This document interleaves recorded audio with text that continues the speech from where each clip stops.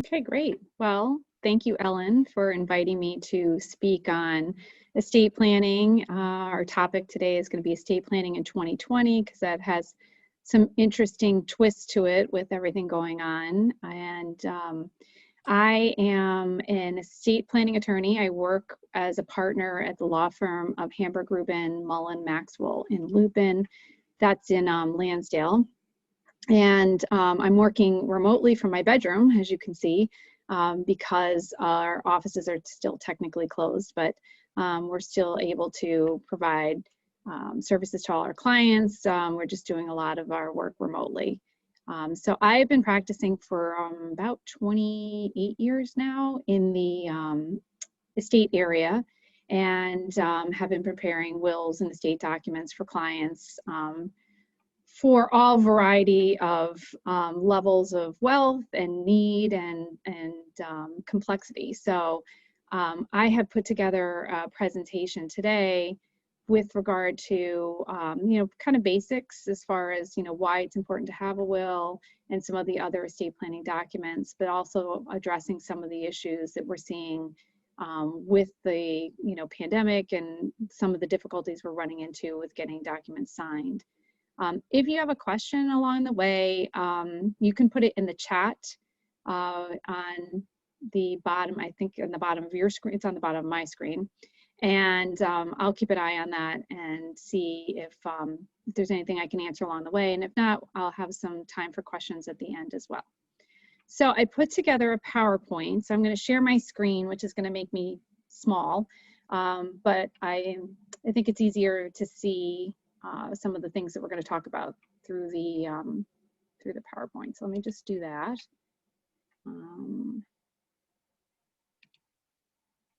Okay. Hopefully I'm picking the right one. Oh, I am. So the first thing we're going to talk about is why it's important to have a will. So I'm going to move on to the first slide. And why is that not going? Oh, there it goes. All right, so some of the reasons that we recommend that everyone has a will is so that you can give guidance to your family during a time of that's emotional, and they're needing not concentrating on what's going to happen to your property or who's going to be your executor. They're concentrating on the sadness and loss. And so it's, hopefully it gives a good guidelines and direction to your family as to how you wanted your property distributed after your death. And we're going to talk in a minute about what a will controls, but for the time being, we're just going to talk about why having a written will is important over not having anything in place. So sorry, my screen or my cursor is on the other screen. So in addition to giving some guidance and direction, it does your will, if properly drafted, will direct where your property is going to go and who's going to receive it. It gives you the opportunity during your lifetime, as long as you're competent, to be able to choose who's going to manage your estate, who's going to be in charge of your assets, and how your assets are going to be distributed or held in trust for your children or minor or younger beneficiaries. It also gives you the opportunity to designate a guardian if you have minor children. So without the direction of who would handle or manage your assets, as we'll talk about, somebody can step up and do it. It doesn't necessarily mean the person you would have selected, but somebody would qualify to act on behalf of your estate. And then as far as the appointment of guardians is concerned, if both natural parents are not living, you want to be able to direct who is going to take care of your children, and you can set the terms or at least set the parameters as to who you would like to do that. And again, if you don't have someone named in your will, then obviously somebody will have to do it, and it's just a matter of who petitions the court and who gets approved and appointed. So I think it's important, if you want to say and who that is to put that in writing, and the will is the best way to do that. It allows you to identify who is going to receive the property that's in your estate and when they're going to receive it. So on the next slide, we're going to talk about trusts, or in a couple slides, we're going to talk about trusts. But if you have, younger children, if you have beneficiaries who have potential issues without a will, or the ability to set up a trust, they would receive the property when they're at a legal age to do so. So in a will, you can direct it into a trust for a designated amount of time. You can set it up for, when they reach certain ages, when they reach certain milestones. You can keep it in a trust for, generations, if that's what you so choose. But again, if you don't have it in a written document, then that is not going to apply. I'm sorry, somebody is calling me. Okay. So as we talked about, we're going to talk about different types of trusts in a minute, but under your will, you can create a trust. We call that a testamentary trust because it's something that doesn't get created till after your death. And in the trust, you can list who's going to receive the property. So you can leave it equally to children. You can set it in different divisions. You can then say they get it at this age, they get it if they meet certain criteria, or sometimes we have families that have children with special needs, and then we set it in a special needs trust so it doesn't cause assets or resources to be considered when they are trying to apply for different types of benefits. All right, so your will is going to control property you own in your own name. So I credit my husband with all the little pictures that are on this slide because he thought the original presentation I put together was kind of boring. And so he asked me to liven it up by putting some pictures in. So it kind of controls everything that you own with certain, there's certain exceptions to that we'll go over in a minute. But basically, whatever you own in your own name, or if you own property with somebody else, but you own it as what we call tenants in common. If you own property jointly with a spouse, that is not in your own name, and that's controlled by the ownership. But it applies to tangible and intangible property. So it applies to the house, your contents of the house, jewelry, your car. But also applies to cash accounts, stocks and bonds, and intangible types of assets. And your executor is the one who would be appointed under your will to control and manage all of those assets, and then just distribute them according to the will, according to whoever you direct. What your will doesn't control then is jointly owned property. So this is husband and wife, or at least they look like that might be husband and wife. So anything you own with a spouse is considered to be, if you own it jointly and it says husband and wife, it's considered to be what we call tenants by the entireties, and that property passes automatically to the surviving spouse. So in the case of, okay, you were married and then when your spouse dies, at that point you now own the property in your own individual name. And so then that property would be controlled by your will. But when the first spouse dies, a lot of times you don't need the will because everything is owned in a manner that passes according to the ownership. In addition, beneficiary designated property. So if you have life insurance, retirement accounts, there are a lot of brokerage accounts now that allow you to designate a beneficiary. I think Vanguard and Fidelity permits you to do that. And it used to be mostly life insurance and qualified IRA, 401k, that type of stuff that listed a beneficiary or had an ability to name a beneficiary. And if you have the manner to do that and you designate a beneficiary, then that's going to control what happens to that property. And your will can say whatever it wants to say, but the beneficiary designations are going to supersede anything that's in your will. If you don't name a contingent beneficiary and your initial beneficiary dies, then potentially your will control what happens to the property. But as long as there's sufficient, the person you've named, or there's a sufficient contingent secondary beneficiary named, it goes according to the beneficiary designation. And then property that is owned by a trust is going to follow whatever the trust says. So we're going to talk about trusts in a minute and the different kinds of trusts. But if you have a trust set up and your property is owned in the trust at the time of your death, or your will directs it into the trust after your death, then that will control what happens to it, and your will, you know, whatever you designate in the will is not going to apply to the property that is in the trust. All right. What happens to your property if you die without a will? So this is why we think a will is really important. So Pennsylvania sort of writes your will for you is the way we look at it. Basically what happens is that there's intestate laws in Pennsylvania that say where your property goes if you die without a will. And the chart that I put on here is assuming that there's a spouse and there's children.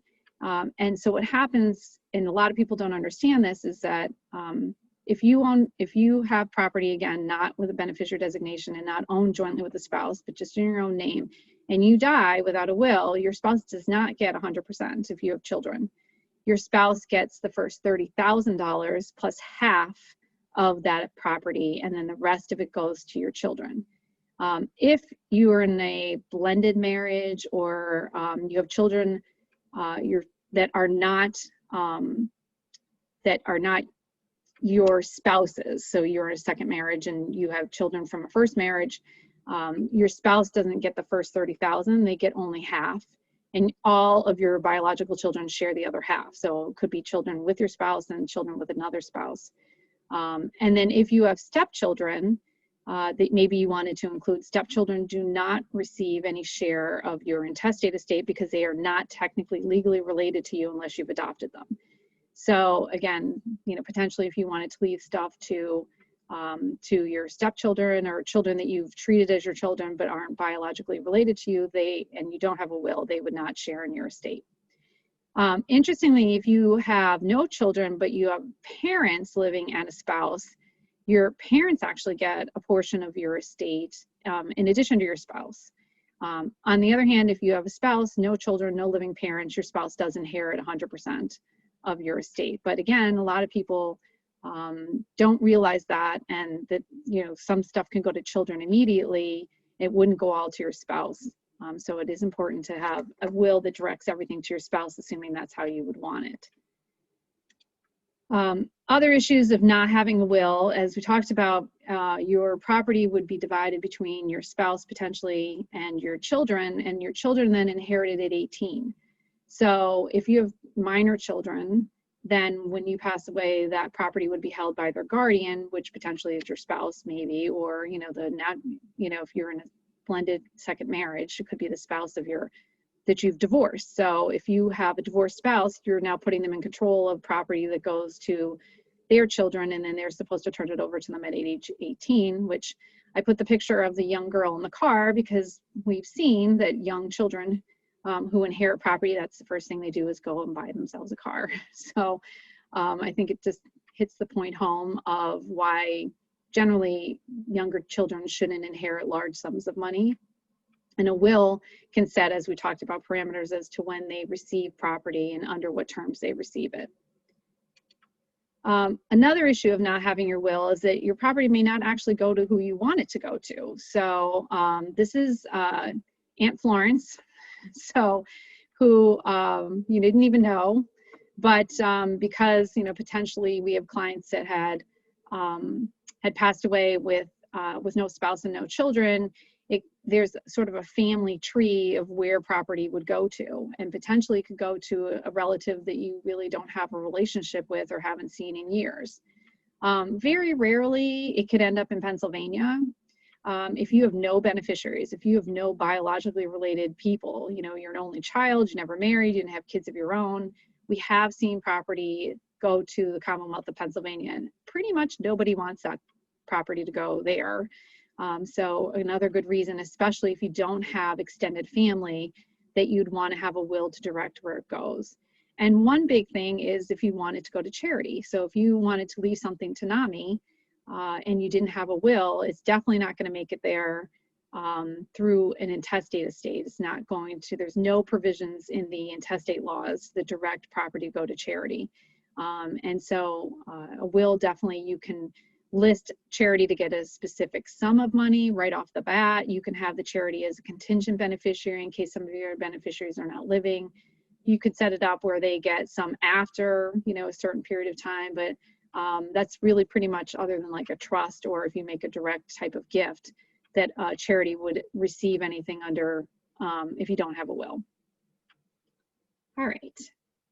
So next is moving on to the different types of trusts. So hopefully, let me see if I can move this over a little bit so you can see it. So there's a wide variety of different kinds of trusts, but they're kind of broken down into sort of three categories. So we have what you call a revocable or living trust, and that's just a trust that you set up during your lifetime, but you can revoke it at any point in time. So I always like to tell my clients, it's kind of like your alter ego. It's just a way to manage property. You still have full control over it as long as you're alive and you have capacity. It can still have all the same parameters as any other trust. It's just the feature of it is that you, as long as you're alive and you are competent, you can change the terms, you can revoke it, you can do whatever you want with it. So a lot of times people use it as just a way to kind of keep their assets managed. An irrevocable trust is the same thing as a trust, that it's an independent trust. It's set up during your lifetime. But an irrevocable trust will not be able to be changed after you set it up and after you fund it. So sometimes people do this with life insurance. There's a lot of very intricate, sophisticated ways that you can put things in trust. You can put property in trust. Sometimes we have what we call qualified personal residence trust. There's grantor retained annuity trusts. There's a slew of different types of irrevocable trust, but basically they all fall under the category of irrevocable trust. They just do different things. And even though technically irrevocable trusts are not changeable, there are provisions in our Uniform Trust Code that may make you available to make a change if you have all the consent of all the beneficiaries. And then a testamentary trust, as we talked about a little earlier, is something that doesn't actually get created till after your death because it's designated under your will. All three of these pretty much have the same type of format. They have somebody who created them, so your grantor. It has beneficiaries, people who are going to receive the property, and then it has all sorts of terms as to how that property is going to be distributed. And obviously a trustee who's going to control what happens to it, whether it's invested, whether you have to pay expenses on it if it's a house, and then who gets it. So a lot of times I know I have clients who come in and say, oh, I definitely need a trust. And most of the time it's because Susie Orman said that they do. And Susie Orman doesn't live in Pennsylvania. And so there are a lot of reasons to have trust. There's not a lot of reasons. There's not as many reasons as there used to be when the federal estate taxes were more in play. But with the current very large exemption, at least for the moment that we have, we don't use trust quite as often as we used to. That being said, under this current environment, with the COVID, we are having extended waits on getting people appointed as executors of estates because the Register of Wills office is not open. Everything is being managed through virtual means. And so what happens is that we've been waiting a couple of months to be able to get somebody appointed. And during that period of time, there's nobody able to take control of the property, to pay the bills, to do all the things that you need to do. Whereas if you had a trust in place, the trustee could immediately take over and start handling those things. So again, while we haven't been using trusts a lot, at least the revocable type of trust, because a testamentary trust, you'd still need to probate the will to be able to get the trust created. But if you have a freestanding trust that's in existence, that's funded, again, because if there's nothing in it, the only way it gets in there is to probate and to get the money in there. But if you have a trust that's funded and has money in it, then the trustee can take over pretty readily and get access to those funds to do whatever they need to do. So some of the uses, as we talked about, of trusts are management of assets. It's just a way to keep everything one spot. protection of assets for beneficiaries. So if you set up a trust and you name children or minor beneficiaries or anybody as the beneficiaries of the trust, and we put in what we call a spendthrift provision, as long as the money remains in the trust and the beneficiary doesn't have a legal right to it because of the terms, it's protected from their creditors. And so it's a good way to keep assets protected, again, for younger beneficiaries who, you know, may end up in creditor trouble, may end up with, you know, overspending. It's, you know, it keeps it in protected form until they're legally entitled to receive it.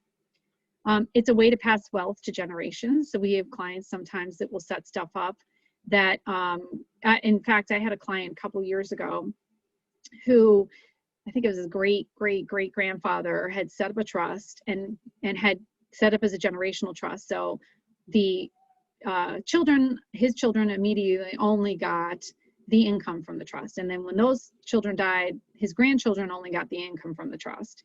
And the principal just kept growing and growing. And then I think his great-grandchildren only had income from the trust. And so my client was a great-great-grandchild who had never actually met his great-great-grandfather.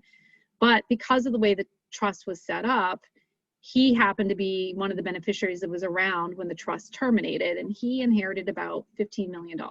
So it was quite a nice surprise for him. But, you know, it's a way, and a lot of reason you do that is kind of avoid paying taxes throughout the generations. But we don't see too many of those anymore, but it is a way, to, you know, to do that. And then preservation of assets for families in a blended family. So unfortunately, a lot of times what we see is that, you know, the second marriage and, you know, spouse leaves everything to new spouse.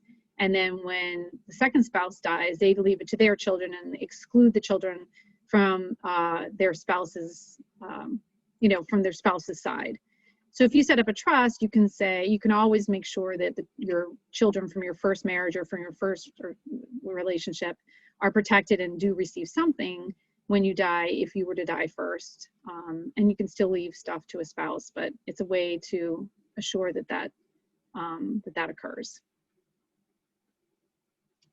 All right, so so wills are only going to work at your death. Trusts, again, depending on how you set it up, might be in existence during your lifetime or at your death, but powers of attorney are only good during your lifetime. So I'm shifting gears a little bit here to just kind of go over why it's important to have a financial and healthcare power of attorney. We're going to go over healthcare power of attorney in a minute, but why it's important to have a power of attorney in place. And the reason is that while you're alive, you have control over all of your assets, and as long as you have capacity to manage things, you can manage your own stuff. But if you get sick, or, you know, run into like a, you know, you have an accident, do elective surgery and you're unconscious, or, you know, whatever the circumstances is, or for our elderly clients who have dementia or just can't handle and manage things for themselves, if you don't have a power of attorney in place, someone in your family is, or, you know, or even potentially a creditor is going to need to go to court to get a guardianship appointed, because somebody's going to have to pay your bills and somebody has to get access to your assets. And without directing someone under a power of attorney to do that, the court will determine who would manage your assets for you. So, so on this slide, we talk about, you know, why the power of attorney is important, and it gives you the power and control to decide who should that be, who should be the person who you want to give the power to handle all, you know, your assets while you're alive, to pay your bills, to file your tax returns, to maybe make gifts on your behalf, sell your property if that was something that needed to be done. But you pick it who it is, and you set the parameters as to, you know, what responsibilities they're going to have and what controls they're going to have. Your power of attorney now, Pennsylvania has a statute for powers of attorney and has a plethora of powers that an agent can have under a power of attorney. But you kind of set the tone as to what those powers would include. So Pennsylvania has sort of kind of a catch-all of, you know, general powers, and then they have what they call hot powers. And the hot powers are those that if you don't put them in your power of attorney, your beneficiary, or I mean your agent, doesn't get them. And so there's a lot of important powers that are what we call hot powers. And the reason they're called hot powers is because they're generally the most abused powers. And so at one point in time, prior to 2015, there's been a variety of changes in the power of attorney statute for the last 20 years, but they really made some significant changes back in 2015 and indicated that if you want to make sure that your agent has a power, you have to include it in your power of attorney.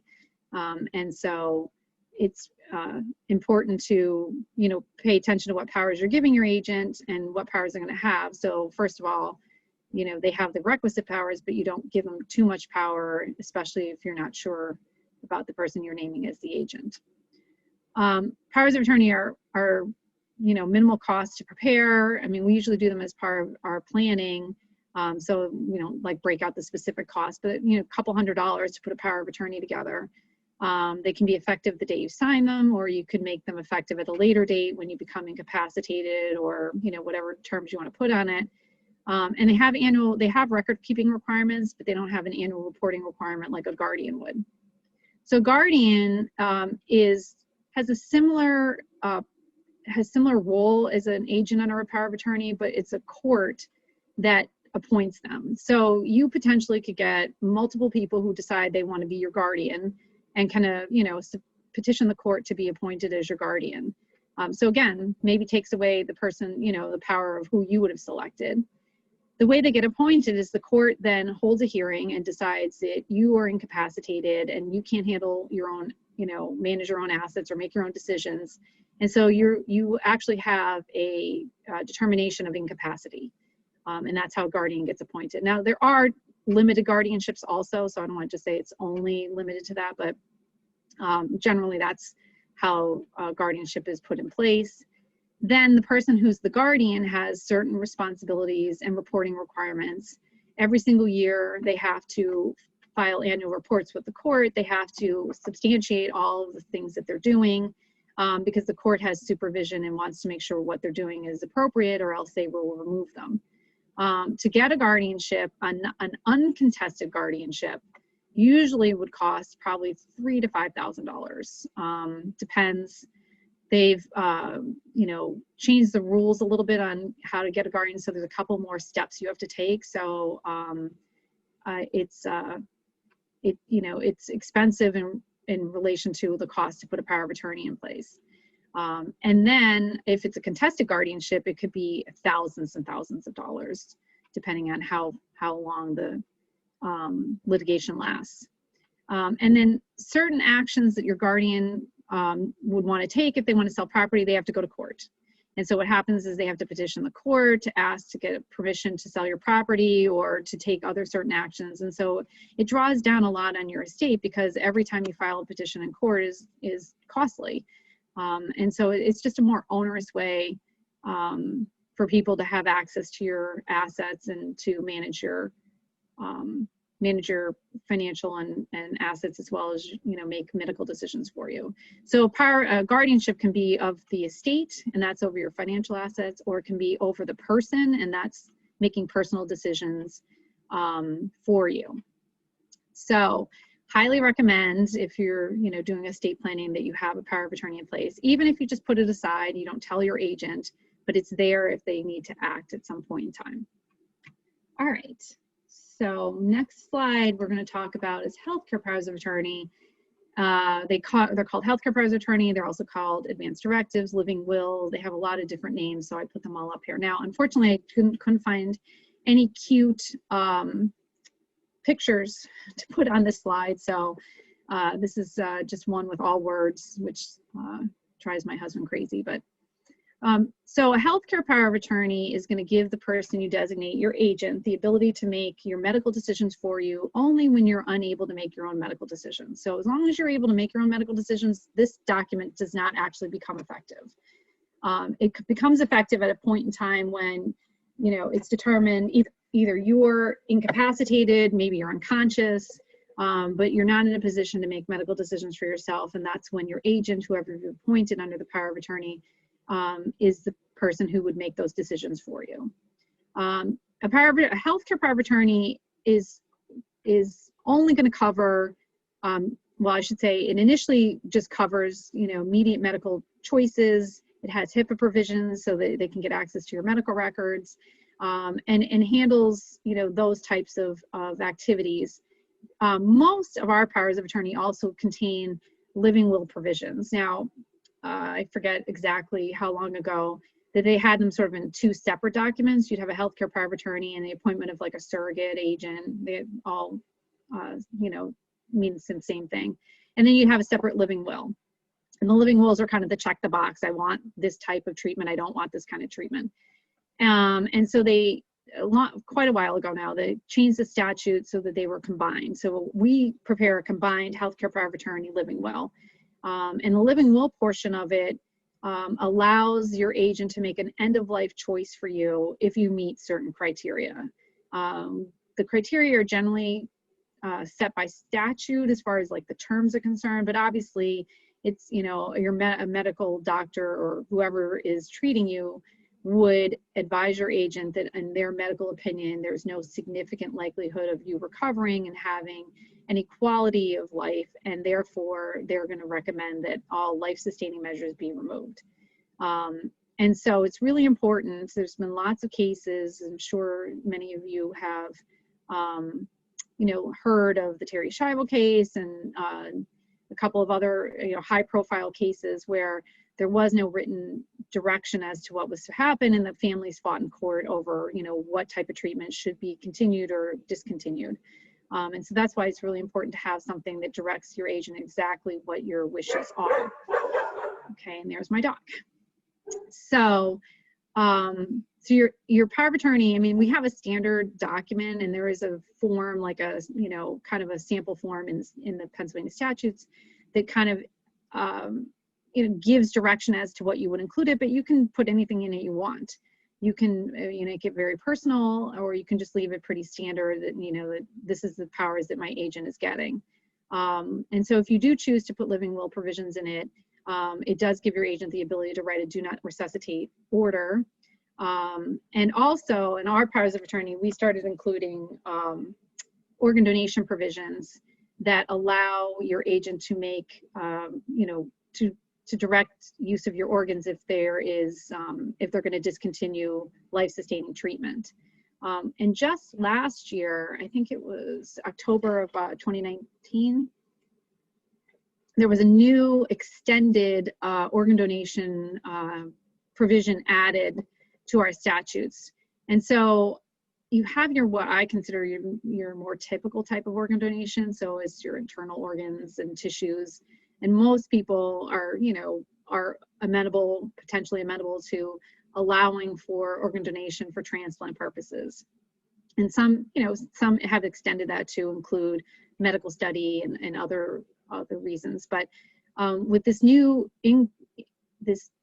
provisions in the statute, in addition to, again, the more typical type of organ donation, you can give your agent authority to make donations of your hand, facial tissue, and this very technical term called a vascularized composite allograft. And so what happens is that if you don't want that to happen, you really need to have it written down in a written document, because if you don't have it, if you have no direction one way or other, somebody, whoever's acting on your behalf, can make that choice for you. And so we always are now starting to include organ donation preference and directions to agents in our healthcare powers of attorney. The other thing too, as far as that's concerned, I'm just trying to move so you can see this, is if you have it on your driver's license, if you have directed on your driver's license that you are an organ donor, that is only going to apply to, again, the more typical type of organ donation.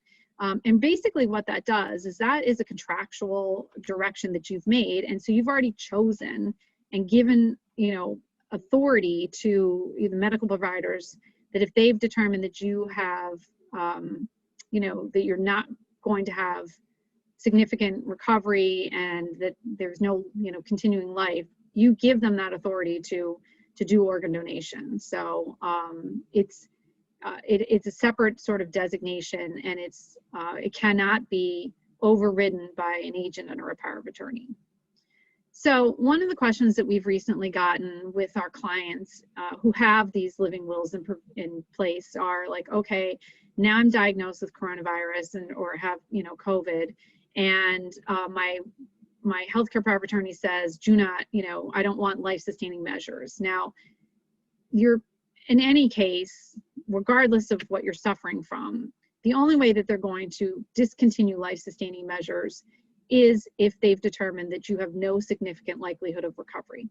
However, again, some of my older clients felt, well, what if I go in and they're out of respirators or ventilators, and they see that my healthcare power of attorney says that you don't want extraordinary measures, are they going to give me a respirator?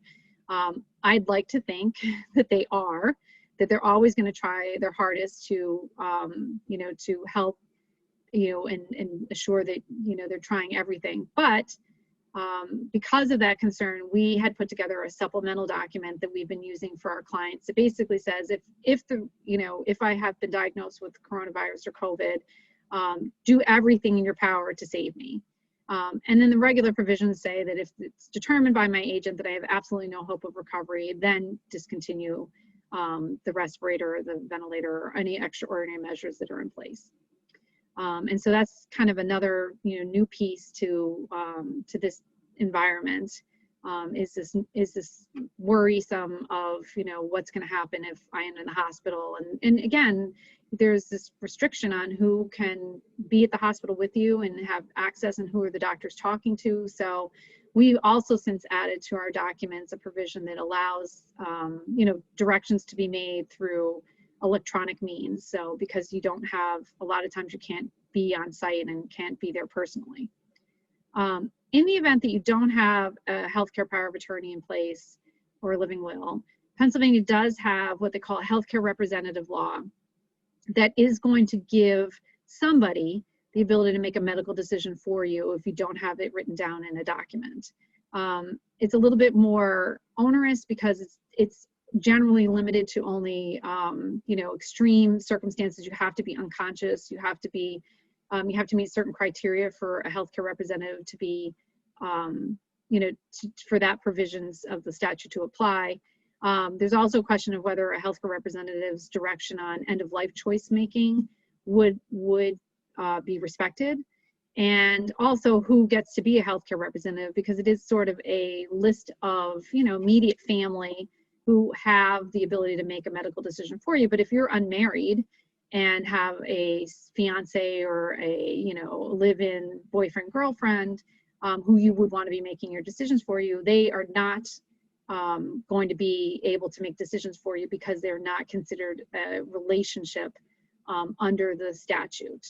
It's going to go through to family first, it's parents and children, and anyway. So again, if you want somebody to be able to make decisions for you who isn't your spouse or who isn't a family member, then you want to have something written to make sure that they have the authority to act on your behalf. All right. I just realized I don't have the chat feature up, so if anybody has been sending me here, I'll put it up. So if you did have a question, I'll see it, although I don't see it on the thing here. All right, well, I'm going to leave that to Ellen. If she sees anything, anybody sending a chat, let me know, because for whatever reason, it's not popping up on my screen. All right, so on to next slide is, what are the difficulties, the unique issues we're seeing in 2020, and how we're addressing these. So first of all, some of the issues that we've had, especially March through May, maybe into June, everything was shut down. I mean, completely shut down, and it's still that way for many facilities. And so we didn't have access to meet in person. A lot of my clients still don't want to meet in person.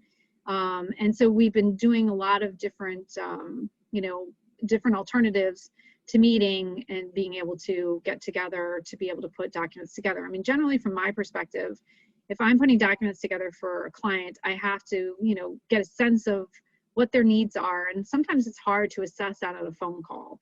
And so it's been a little bit difficult. I mean, we've been doing Zoom meetings. I've had colleagues of mine who have been doing meetings in person sort of, but like through glass, you know, because they can't be in the same room. And so that's definitely been a hurdle that we've had as far as, you know, trying to assess, you know, clients' needs, and, you know, like competency. Sometimes we have competency issues that we're trying to assess. And so it's, you know, how do we get access to our clients, and how do we get a picture of, you know, what their needs are, what they want, and get their documents set up. And then once we create and prepare their documents, how do we get them to them? So we've been mailing things, but sometimes the mail has been kind of slow. We've been emailing things to clients. Some don't have access to printers, so that makes it a little difficult. And, you know, reading it on computer can get a little tiring. So that's another issue that we've been having. And then assuming once we get, you know, we get to a point where we can have meetings, whether via Zoom, on the phone, you know, whatever creative way we have, it's how do you get the documents signed? Because meeting in person, you know, has its concerns. Even if you're wearing a mask, and, you know, even, you know, so our clients still haven't signed their documents because they're very nervous about coming into the building, and they're very nervous about, you know, what they might come in contact with. And so Pennsylvania did pass a remote notarization law. The only issue with the remote notarization law was that that it didn't really work for us.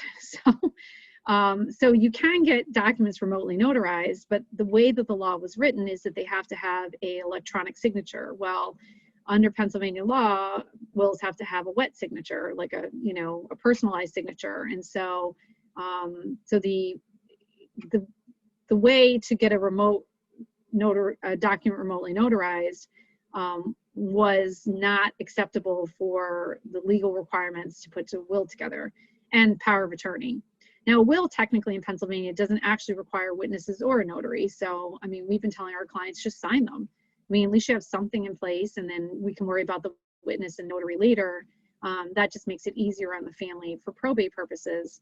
But legally, to make it a legal document, just needs to be signed at the end. But powers of attorney are not the same. Financial powers of attorney have to have 2 witnesses and a notary, and healthcare powers of attorney have to have 2 witnesses in order to be effective.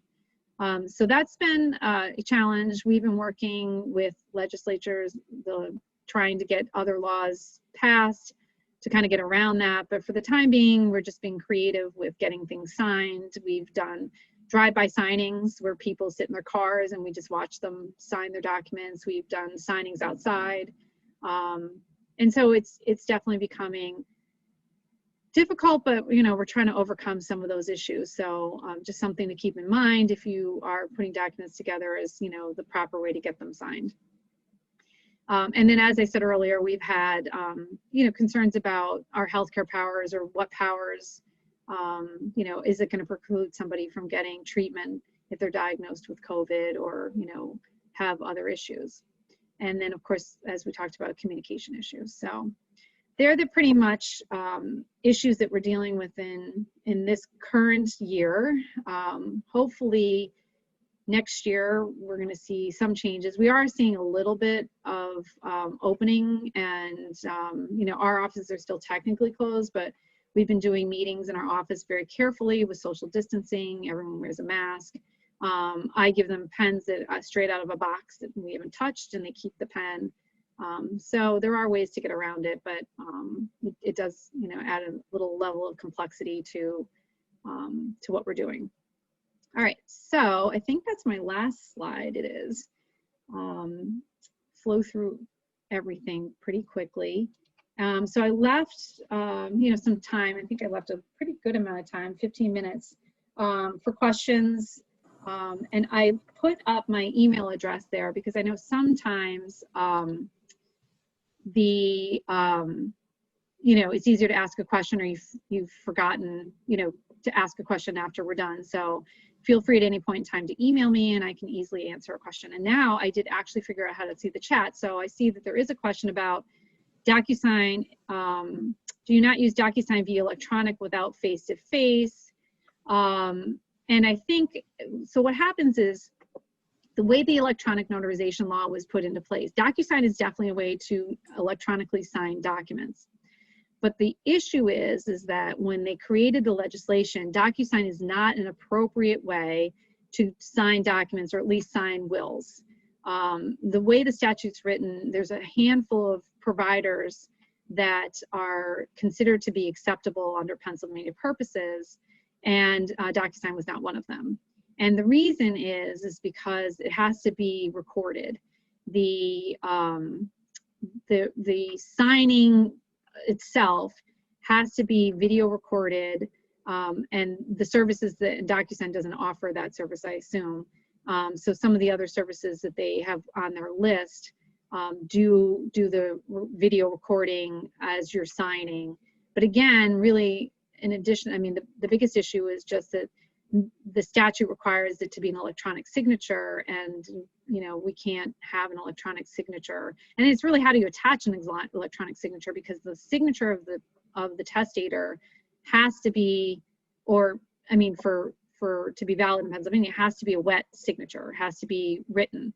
And some other states do permit to be an electronic signature, but unfortunately for Pennsylvania, it isn't. And same with some of the other local states around us. And so even though you can attach an electronic notary signature, they're attaching it to a non-signed document because they don't have the physical document in front of them, and they can't use an electronic signature, basically. So anyway, I see I have one person here who lives in Texas, so all the Pennsylvania rules and laws are not necessarily going to apply to Texas, but there are similar, and some of them are similar, but every state has a little bit different as far as what their execution requirements concerned. So, so anyway, that's the end of the presentation. If anybody else has any other questions, they can put it in the chat, or feel free to call me on my office, or in my office, I am picking up my voicemails, so I should have put my cell phone number here, but I just pulled it off my email. But email is always a really great way to reach me, so feel free to send me an email afterwards if you have any follow-up questions. And Lisa, we can't thank you enough for taking your time. I know how busy you are, so I certainly appreciate it. And we will put this recording up on our website. So I know many people in our community love to view it at their own time. So I appreciate it. And you certainly did a great job of covering all the topics. Gave us a lot to think about. Absolutely. So thank you again for having me. I'm very honored to be able to provide the presentation today. And, I hope everyone stays safe. Thanks, Lise. Have a good night. You too.